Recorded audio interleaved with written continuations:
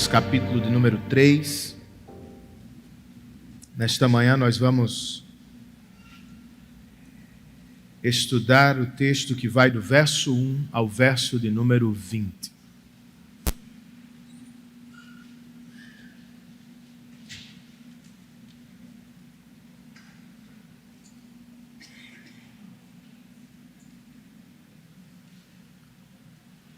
Quando tudo parecia sem graça e sem cor, Lúcia descobriu um velho guarda-roupa.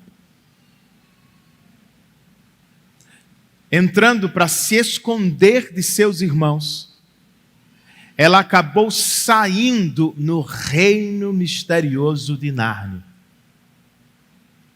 E embora tenha ficado imediatamente encantada, ela logo ficou sabendo que em Nárnia é sempre inverno, nunca Natal. Por quê? Porque há um falso senhor ali, que mantém tudo e todos sob o seu engano e sob o seu domínio.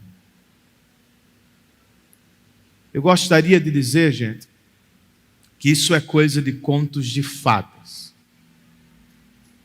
Que nós jamais experimentamos coisas assim na vida real.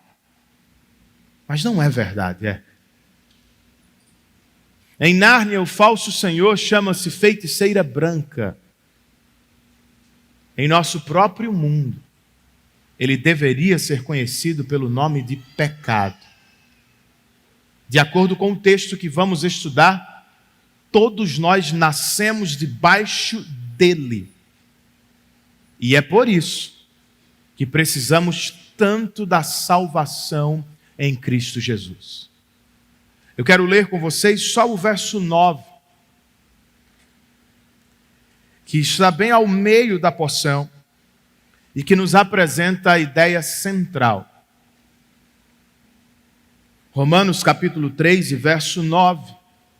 O apóstolo, sob a inspiração do Espírito, escreve: que concluiremos então? Estamos em posição de vantagem? Não. Já demonstramos que tanto judeus quanto gentios estão debaixo do pecado. Vamos orar? Espírito Santo de Deus, nós sabemos que é teu ministério nos conceder entendimento.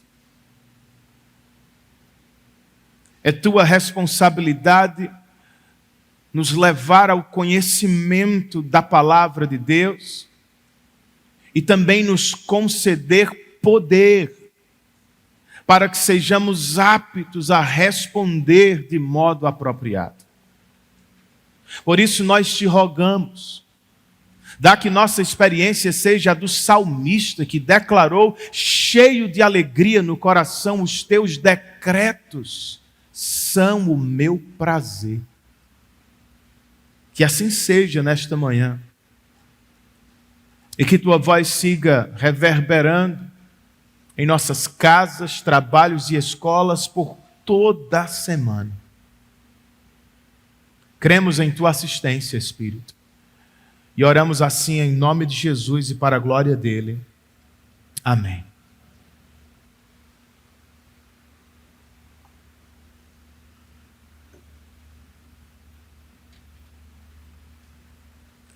Que concluiremos então?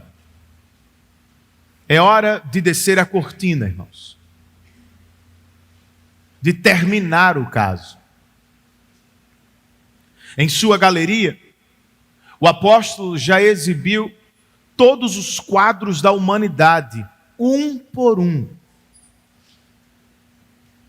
A escandalosa depravação daqueles que rejeitam a revelação do Senhor, a justiça hipócrita dos moralistas e a arrogância do povo judeu, marcada pela anomalia de se gabar da lei enquanto se quebra a lei.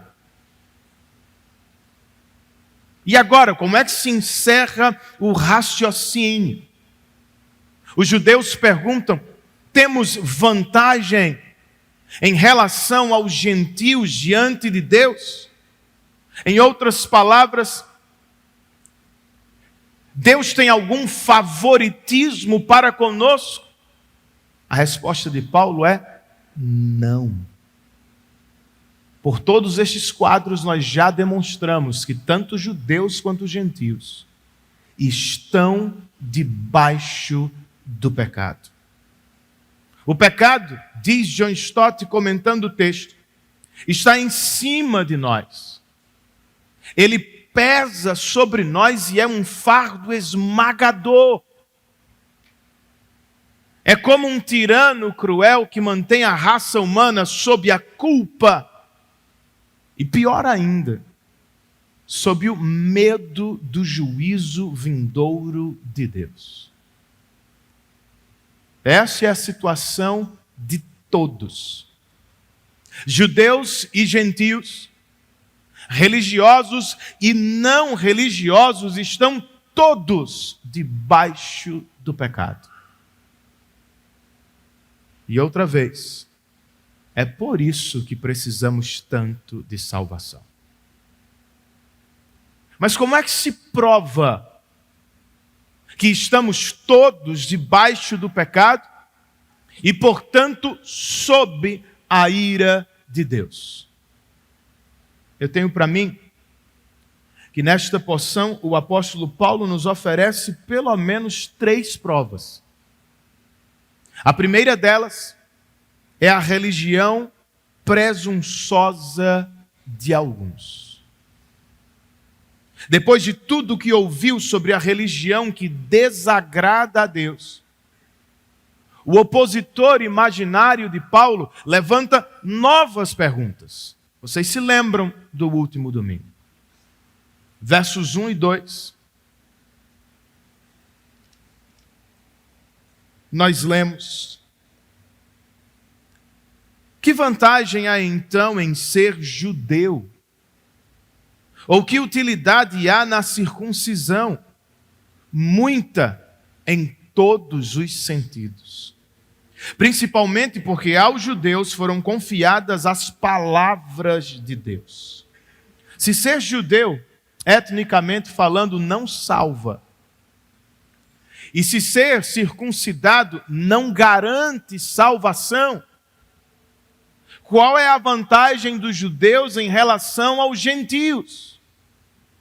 A resposta esperada pelos judeus, depois de tudo que Paulo falou, era nenhuma. A resposta, porém, surpreendente do apóstolo é muita vantagem. Principalmente porque a vocês foram confiadas as palavras de Deus. O apóstolo não está falando de favoritismo, irmãos. Está falando de privilégio e responsabilidade. Ser guardião da revelação especial de Deus, coloca um comentarista, é um privilégio imenso. E essa responsabilidade não foi dada a nenhum outro povo. É muita coisa.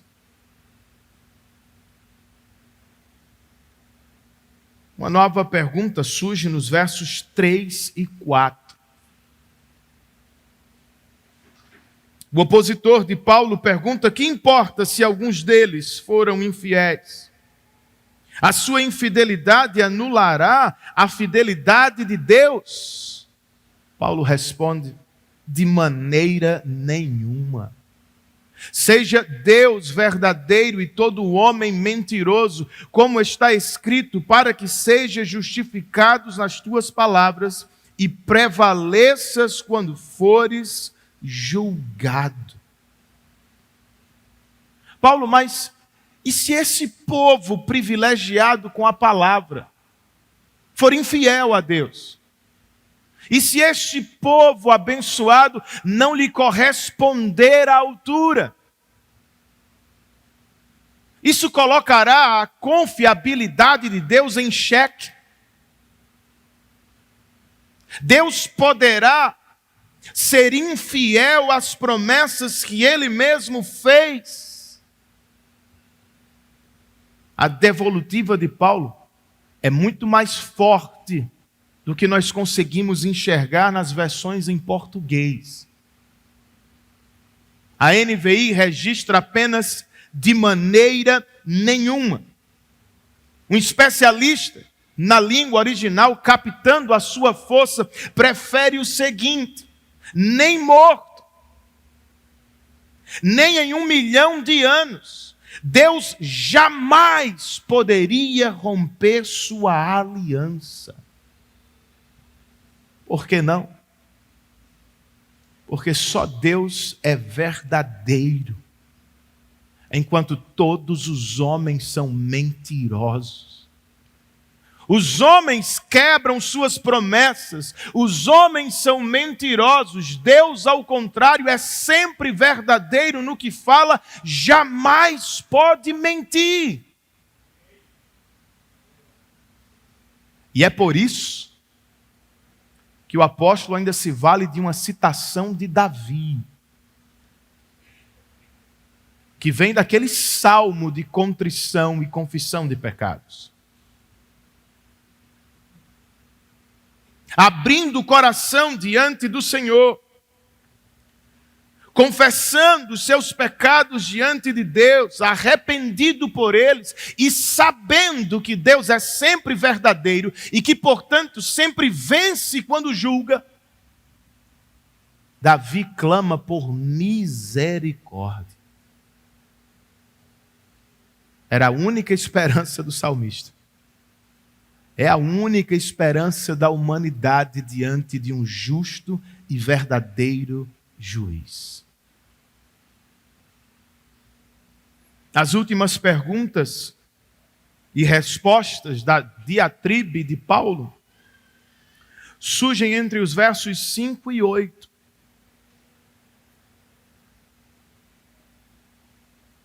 O opositor imaginário diz: mas se a nossa injustiça ressalta de maneira ainda mais clara a justiça de Deus, que diremos?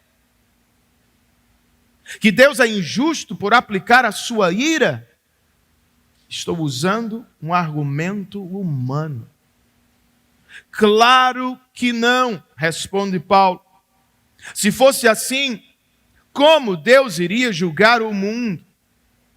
Alguém pode alegar ainda: se a minha mentira ressalta a veracidade de Deus, aumentando assim a sua glória, por que sou condenado como pecador? Por que não dizer como alguns caluniosamente afirmam que dizemos? Façamos o mal para que nos venha o bem. A condenação dos tais é merecida. Eu juntei as últimas perguntas porque elas têm algo em comum: presunção espiritual. Se a nossa injustiça torna a justiça de Deus ainda mais clara, e se a nossa mentira exalta a glória da verdade de Deus, por que se preocupar com a ira dele? A lógica por trás desse raciocínio é a seguinte: quanto pior, melhor para a gente. Quanto mais pecarmos, mais Deus terá a oportunidade de ser gracioso.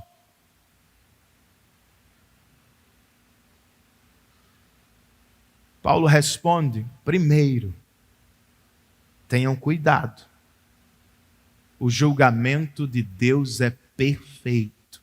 Segundo, para aqueles que desconsideram a lei do Senhor, que não se preocupam com a justiça dele ou sua santidade, Paulo nem sequer responde, apenas declara: a condenação de tais pessoas é esperada e merecida. O que você acha disso? Você está mais com Paulo que entende que a piedade é o meio de se adorar e glorificar a Deus? Ou você está mais com o opositor de Paulo, que prega a libertinagem e o abuso da graça do Senhor? Entendamos algo, queridos. O opositor de Paulo é um presunçoso. Ele acha que está fazendo um favor a Deus, vivendo em pecado. Como é que o Senhor vai se revelar gracioso? Ele desconsidera a santidade do Senhor, porque em seu íntimo ele nutre a ideia de que Deus está sempre a seu serviço e que sempre está pronto para salvá-lo de todos os perigos. Mas diga-me, e se ele estiver errado? E se nós estivermos errados? E se o Senhor nos entregar as consequências dos nossos pecados? Vocês se lembram de Sansão? O autor sagrado nos conta que, estando cercado pelos filisteus, Sansão acordou do sono e pensou: sairei como antes e me livrarei. Contudo, diz Samuel, Sansão não sabia que o Senhor o tinha deixado. Para mim, esse é um dos versos mais tristes da Bíblia. E ele retrata o caso perigoso da presunção espiritual. Se seguirmos em sua rota, inevitavelmente nós vamos sofrer, não duvide disso.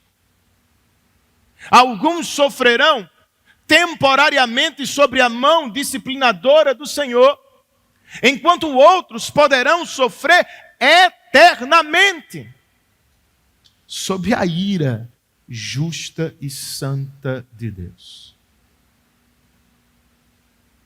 Por isso, antes que aconteça, nós precisamos abandonar esse tipo de presunção espiritual.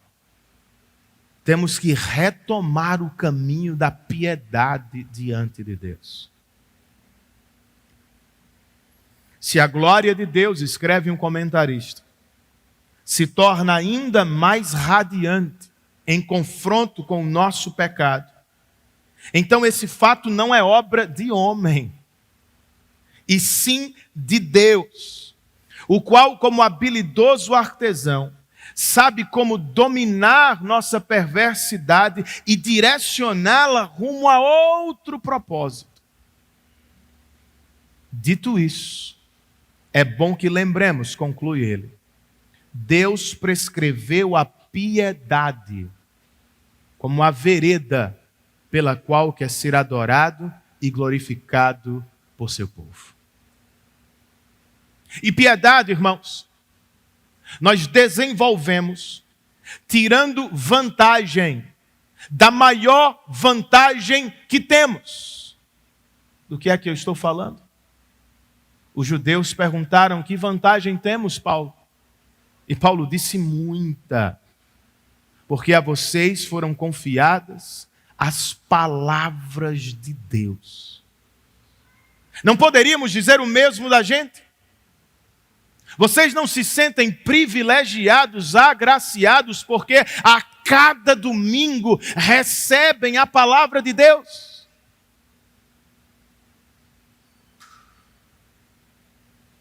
O reformador João Calvino comenta: olha que coisa, se ao Senhor aprouver agraciar uma igreja com a dádiva de sua palavra, tal deve ser considerada uma incomensurável bênção.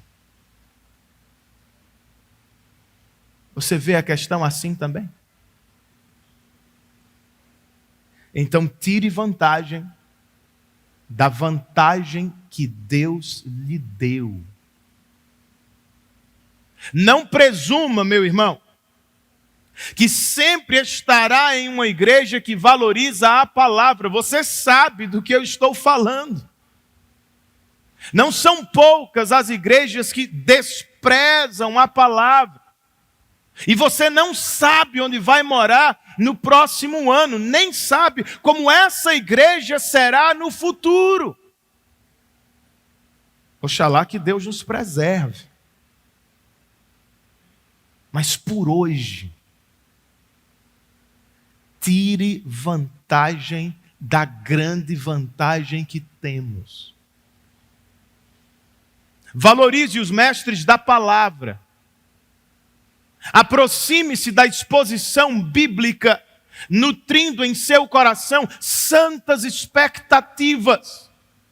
Deleite-se em cada encontro dominical com Deus na palavra. Porque nós não sabemos em que situação estaremos no futuro.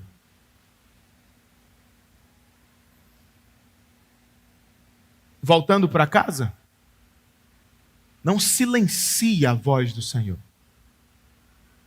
Continue ouvindo, continue lendo. E não só leia a Bíblia como você lê jornais, revistas ou notícias. Aprenda a meditar na voz de Deus. Não sabe como? Pergunte a alguém do seu PG sobre o OICA. É o método simples que nós praticamos aqui para desenvolver hábitos piedosos de leitura e compreensão da Escritura. Um irmão pode lhe apresentar no pequeno grupo o OICA em minutos. E com a repetição regular dos passos do OICA, você pode migrar de uma mera leitura corrida para o grande desfrutar e saborear a palavra de Deus. Mais uma coisa. Você realmente quer abençoar seus filhos? Seus familiares, seus colegas de trabalho e de escola? Faça-lhes o maior favor. Coloque-os no raio da palavra de Deus. É por meio dela, diz a palavra, que Deus comunica vida espiritual. Não é por meio de um método de educação. Não é por meio de uma opção de vida. É por meio da palavra. Então, em casa, mais do que qualquer outra coisa que você ensine a palavra. Dê aos seus filhos muitos exemplos de valorização da palavra. Prove que você a ama vivendo à altura dela. Pela graça de Deus, obviamente. Com os de fora, não converse só a partir de atualidades. É ótimo que tenhamos conhecimento de atualidades. É ótimo que dentro do seu departamento você consiga dialogar a partir dos referenciais teóricos, ou seja lá o que for. Mas você quer abençoar seus colegas de trabalho e de escola? Tenha a Bíblia, o conteúdo dela, a linguagem dela, os exemplos dela nos lábios. Você não precisa toda vez citar, assim diz Tiago, assim diz Mateus, Jeremias, não. Mas no seu vocabulário natural, se você está em contato com a Escritura, a Bíblia vai aparecer. E assim as pessoas vão ter a oportunidade de, pouco a pouco, conhecer as belezas, riquezas da voz do nosso Deus. Ah, pastor, eu não saberia conversar com as pessoas em casa ou fora dela sobre a Escritura. Aprenda com o que Paulo está fazendo aqui. Olha um exemplo simples. Paulo está antecipando as perguntas de seus ouvintes e imediatamente depois ele está as respondendo. Viram isso? Por que é que a gente não pode fazer o mesmo?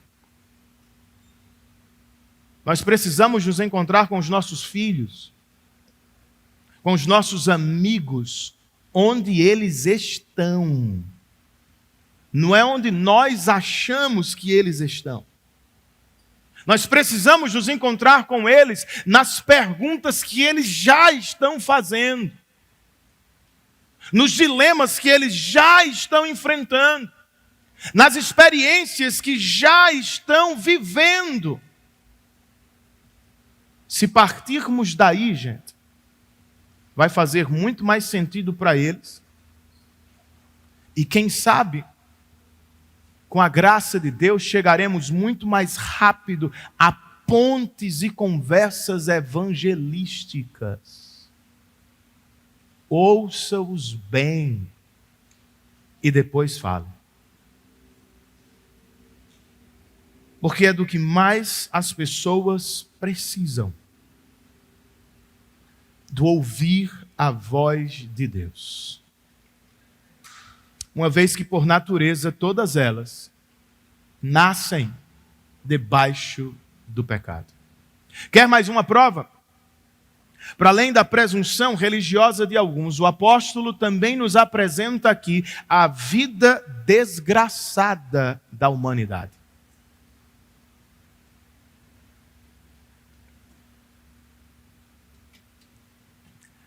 Carol, do departamento infantil, preferiu infeliz. E eu entendo, suavizou. Mas a palavra que aparece no texto é desgraça mesmo. Verso 10 ao verso 18. Como está escrito, não há nenhum justo. Nenhum sequer. Não há ninguém que entenda, ninguém que busque a Deus. Todos se desviaram. Todos tornaram-se juntamente inúteis. Não há ninguém que faça o bem. Suas gargantas são um túmulo aberto. Com suas línguas enganam. Veneno de serpentes está em seus lábios. Suas bocas estão cheias de maldição e amargura. Seus pés são ágeis para derramar sangue.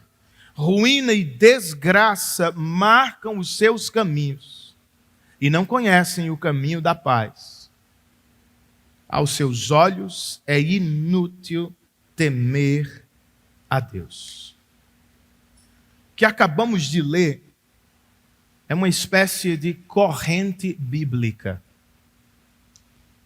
Para que ninguém pense que Paulo está falando de sua própria experiência. Ele emprega agora citações de Eclesiastes, Salmos e Isaías, para provar a mesma coisa, que todos nascem debaixo do pecado. E deste quadro lúgubre, 3 ensinamentos se destacam. O primeiro deles, essa corrente nos ensina sobre a essência do pecado. O que é pecado? Ao início das citações de Paulo, nós lemos: não há ninguém que busque a Deus. Ao final dela, aos olhos da humanidade, é inútil temer a Deus. O apóstolo não está nos dizendo que essa é a consequência dos nossos pecados. Antes, ele está nos dizendo que essa é a essência dos nossos pecados. Não buscar Deus por Deus. Não temer a Deus porque Ele é Deus. Isso é a essência da nossa rebeldia. segundo o ensinamento desta corrente bíblica, trata da natureza destruidora do pecado. Entre os versos 13 e 17, Paulo menciona as várias partes do corpo humano. Nossas gargantas são um túmulo aberto, nossas bocas estão cheias de maldição, nossos lábios destilam veneno, nossas línguas enganam, nossos pés buscam a violência e nossos olhos não conhecem o caminho da paz. É uma ilustração para aqueles que estiveram na última aula dos novos membros da doutrina reformada da depravação total. Nós não estamos dizendo que os pecadores são tão maus quanto podem ser. Com essa doutrina nós queremos dizer, ninguém é tão bom quanto deveria ser. O pastor Philip Ryken, em As Doutrinas da Graça, escreve: depravação total não significa que a pessoa não regenerada é totalmente má em tudo o que faz. Em vez disso, essa doutrina ensina que nenhum dos atos dessa pessoa é, em qualquer instância, inteiramente bom. Por que não? Porque o pecado permeou cada parte de nossa constituição física, mental e emocional, de modo que nada ficou intocado. Por isso ele escreve, talvez fosse melhor falarmos não em depravação total, mas em depravação radical, profunda. Terceiro, queridos, essa corrente bíblica ainda nos ensina sobre a universalidade do pecado. De modo negativo, o apóstolo nos diz, não há nenhum justo. Não há ninguém que entenda. Não há ninguém que busque a Deus. Não há ninguém que faça o bem. De modo positivo, todos se desviaram e todos tornaram-se juntamente inúteis. A repetição dá força à argumentação do apóstolo. 4 vezes se diz que ninguém é justo. Por 2 se emprega a expressão nenhum sequer. E 2 vezes nos é dito que todos seguiram o próprio caminho. Um comentarista escreve: nunca houve uma pessoa que pudesse resistir ao teste da lei de Deus. Use o seu prumo e você verá que sempre lhe está faltando alguma coisa. Será, irmãos? Somos assim mesmo, tão radicalmente depravados? Vamos tomar algumas das afirmações de Paulo para nos avaliarmos brevemente. Primeiro, o que dizemos de não há ninguém que busque a Deus? Todos nós temos familiares e amigos que, embora não frequentando cultos evangélicos, dizem estar buscando a Deus ao seu modo.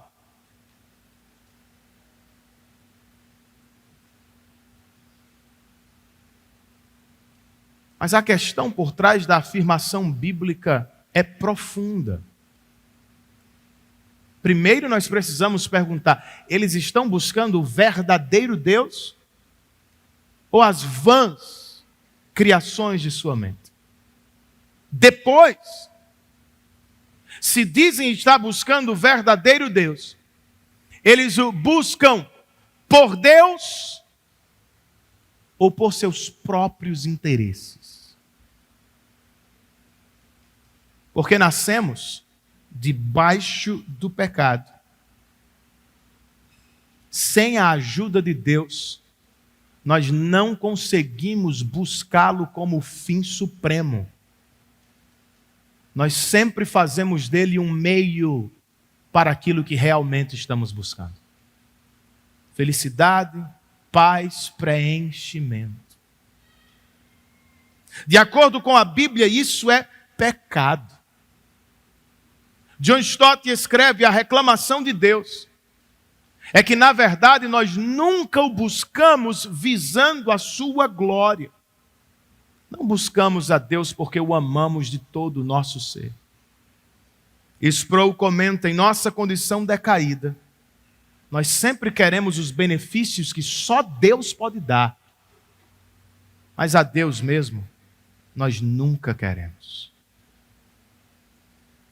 Segundo, como interpretamos a declaração: não há ninguém que faça o bem.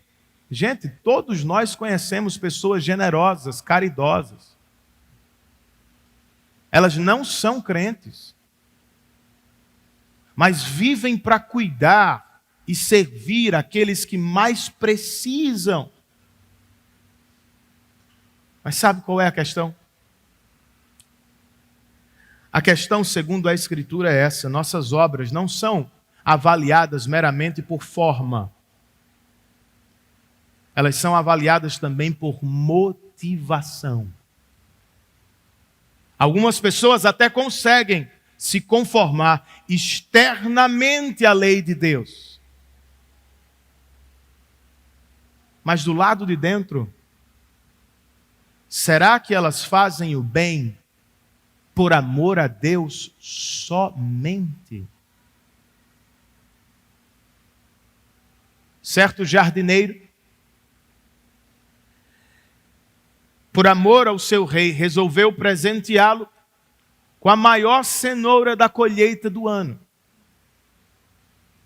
E antes que pudesse sair do palácio, o rei lhe chamou e disse: porque você me amou, eu vou lhe dar mais terra para que você possa plantar mais. O nobre ficou sabendo e pensou: o que o rei não me dará se eu lhe levar um dos meus melhores cavalos? E quando chegou lá, o que ele ouviu do rei foi: você não vai ganhar nada. Porque, na verdade, você não veio aqui me presentear. Você veio aqui se presentear. Percebem? O bem que Deus aceita é livre de interesse. É aquele que não espera receber nada em troca, nem sensações, nem alívios de consciência. O bem que Deus aceita é aquele feito por amor a Ele somente. E como consequência, amor ao próximo, não amor a si mesmo. E as pessoas funcionam assim, né? Outro dia eu não dei conta de não ouvir. Estava sentado na poltrona da frente, em uma viagem, duas pessoas conversando atrás de mim sobre boas obras. E uma falava para a outra: olha como é maravilhoso frequentar tal centro. Eu sirvo ali durante 2 horas por semana e eu volto para casa feliz da vida, me sentindo uma pessoa super boa. O bem foi feito para quem? Terceiro, irmãos, o que dizemos das declarações bíblicas que afirmam que usamos as partes do corpo para amaldiçoar e fazer guerra? Você sabe disso. O que dizemos com a boca revela muito do nosso coração. Foi o Senhor Jesus quem o disse. Por que é que vivemos em guerra, irmãos? Contra o cônjuge, contra os irmãos, contra os amigos de trabalho. Nós fazemos guerra contra seja lá quem for, porque se está bloqueando o caminho da nossa verdadeira adoração. Por alguma razão nós cremos que o descanso, que o conforto, que as promoções, que as conquistas nos levarão à máxima experiência de realização e alegria. É por isso que, metaforicamente falando, nós vivemos para derramar o sangue uns dos outros. Porque não conhecemos a paz, nós vivemos em guerra. Eu acho que os exemplos bastam para provar que, de fato, nós somos radicalmente tocados pelo pecado. A grande questão é como resolvemos. Nós não resolvemos. Mas também não precisamos nos desesperar nesta manhã. A boa notícia que Paulo tem ensinado aos romanos não é: busquem a Deus e vocês o encontrarão. Não é: façam o bem e vocês o conquistarão. Não é: vençam as guerras e vocês terão vitória diante de Deus. Não. Por mais surpreendente que seja, a boa notícia pregada em Romanos é: por pura graça, Deus elege e busca pecadores para salvá-los. Deus não esperou que eles fizessem o maior bem na humanidade, mas Ele mesmo lhe fez o maior bem na cruz do Calvário, na morte de seu Filho. E para acabar com as nossas piores guerras, Deus nos deu o príncipe da paz. Qual é a implicação? Você é crente, irmão? Então você já deveria ser a pessoa mais alegre do mundo. Você pode não ter um monte de coisa que as pessoas dizem que você precisa ter, mas uma coisa você tem: Deus não está se escondendo de você. Ele o encontrou. E no relacionamento com Ele, você tem comunhão todo satisfatória. Se você já é crente, você deveria ser a pessoa mais livre do mundo para praticar o bem, por exemplo. Você não precisa fazer o bem para ser aceito por seu ninguém, muito menos por Deus. Cristo já fez o bem e Deus recebeu. Por causa dele você foi amado e aceito para sempre. Não há mais ansiedade: será que ele vai me aceitar ou não vai me aceitar? Não precisamos mais conviver com o medo o tempo todo. Fiz o suficiente, fiz a altura, irmãos. Deus se deu por satisfeito com o que Cristo fez. Nós estamos salvos para sempre. Você já é crente? Você já pode baixar as armas. Não precisamos mais para guerrear o tempo todo uns com os outros. Quando nós já temos a Cristo, a pérola de maior valor, Ele nos foi dado e jamais nos será roubado. Tudo na vida é infinitamente inferior. A começar pelas tolas discussões da sua casa, até as grandes disputas no mercado de trabalho. Nada supera o valor de se ter a Cristo Jesus. Pensemos nisso. Para terminar, queridos, após falar da presunção religiosa e da vida desgraçada da humanidade, o apóstolo ainda trata da lei reveladora de Deus, como prova de que estamos debaixo do pecado. Verso 19.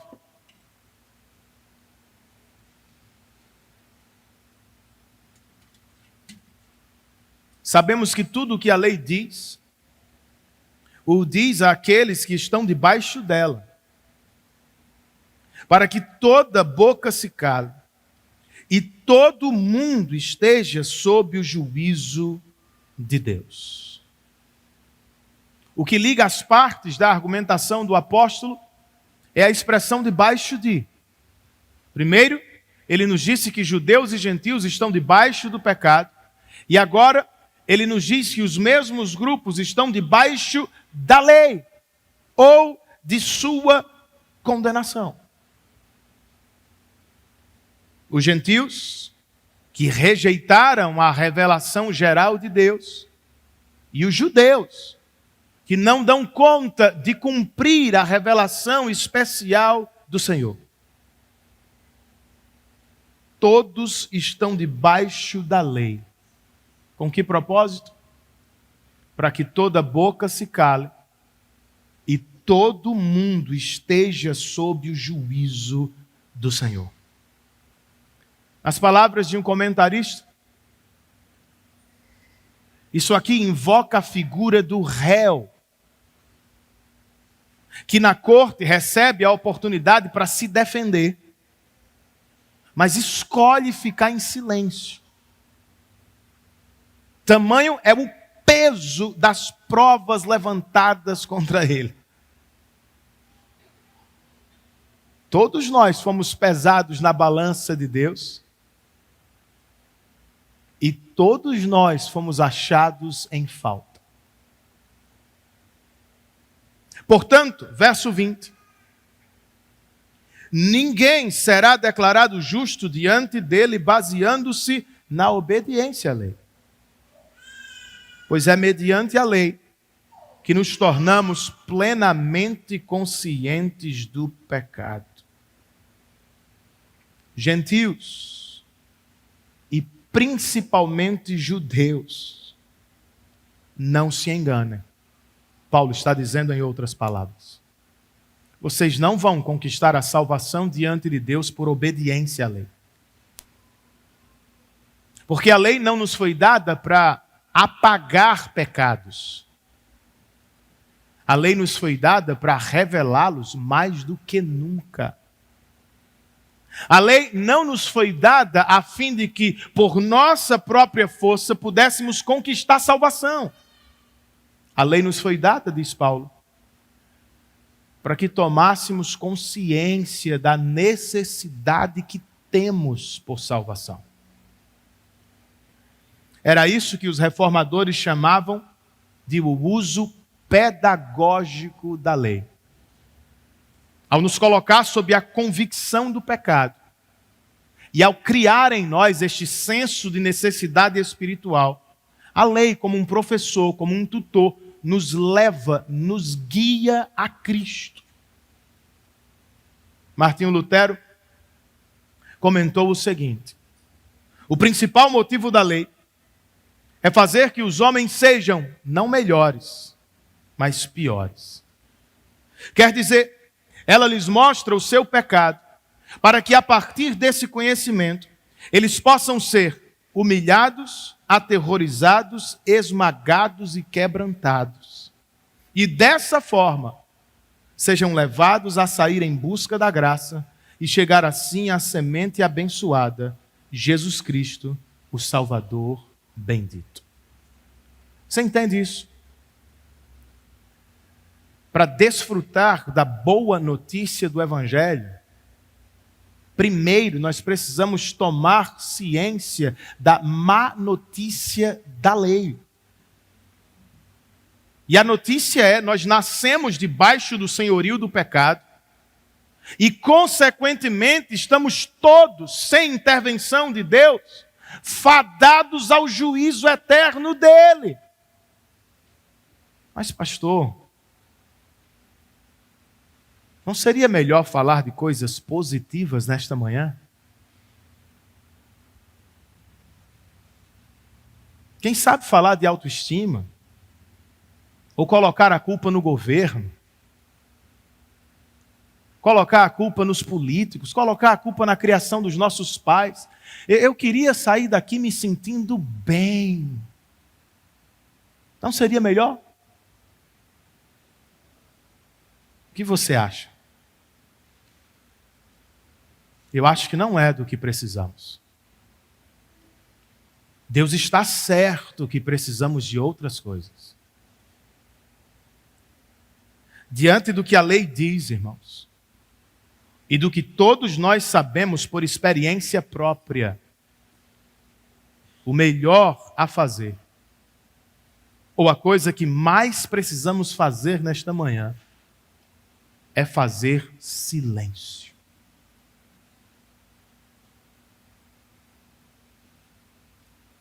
Porque nós estamos todos debaixo da lei, para que toda boca se cale diante de Deus.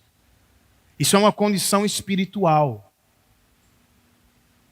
que revela que somos salvos ou que estamos no caminho da salvação. Porque, por causa de Cristo, nada nos impede de ir a Deus. Por causa de Cristo, tudo o que precisamos ter é a necessidade de ter.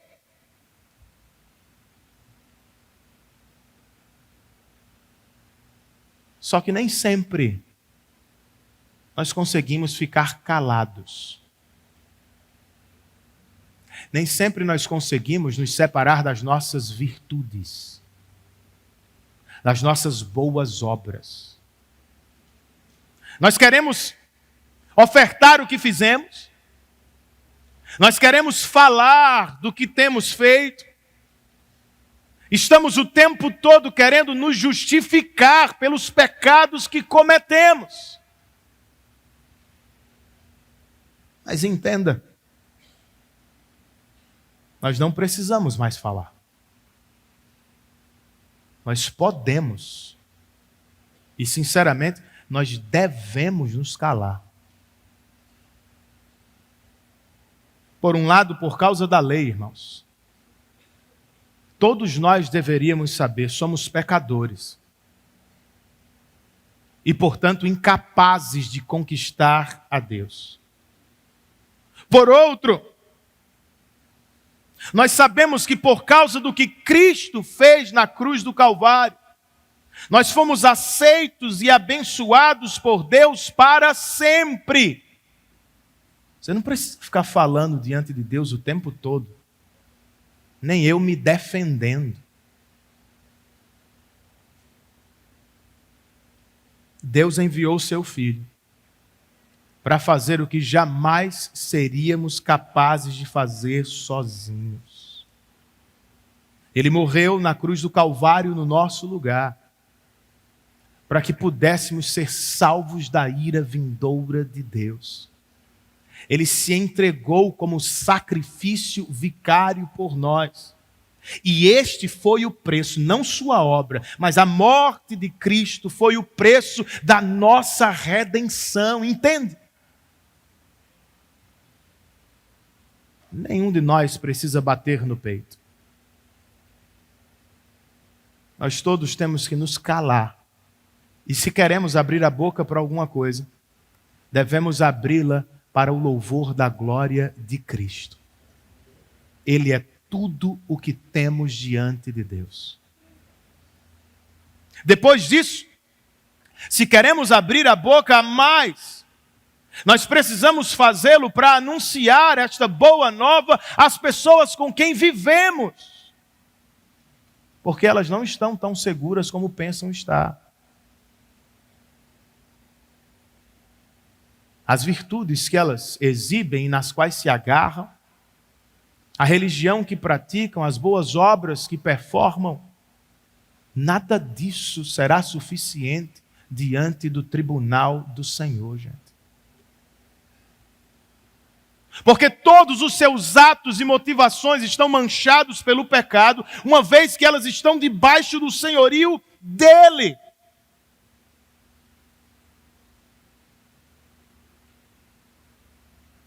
Então não se encante com a moralidade de um não salvo, com as boas obras de um não regenerado. Não ache que isso é tudo. Eu talvez pratique muito menos, mas se estou em Cristo, estou seguro e salvo. E alguém talvez que viva para praticar muito mais, está perdidamente condenado ao juízo de Deus. Então, não fique observando. Olha como esse meu amigo pratica isso, fala aquilo. Olha, ele nem crente é, mas parece. A gente não diz essas coisas. Sem Cristo, estas pessoas estão perdidas eternamente. Que Deus te encha de ousadia nesta semana. E que você abra a boca no trabalho, na faculdade, na sua casa. Para falar da melhor notícia do mundo. Não são as pessoas, não é o governo, não é a viagem, não é a Copa do Brasil. É Cristo Jesus. Todos nós precisamos dele desesperadamente. E quem sabe você que nos visita nesta manhã, você tem enfrentado um duro e longo inverno, como Nárnia. E mais do que qualquer pessoa da sua casa, do seu trabalho, você sabe que vive sob o senhorio do pecado. Você colhe os resultados disso. Relacionamentos manchados, negócios quebrados, pessoas... Você sabe disso. E você sabe que vive sob a culpa. De vez em quando ela aparece. E de vez em quando, pior do que ela, o medo do juízo. A ansiedade quanto à eternidade. O que é que vai ser da minha vida se de fato Deus existe e Ele for um justo juiz? Esse é o quadro. Quer encontrar um caminho melhor? Lúcia encontrou um guarda-roupa que deu num reino encantado. Eu e vocês podemos ser encontrados e salvos por Jesus nesta manhã. Foi Ele quem disse: eu sou a porta, e quem entra por mim será salvo. Sabe do que você precisa para entrar nesta porta?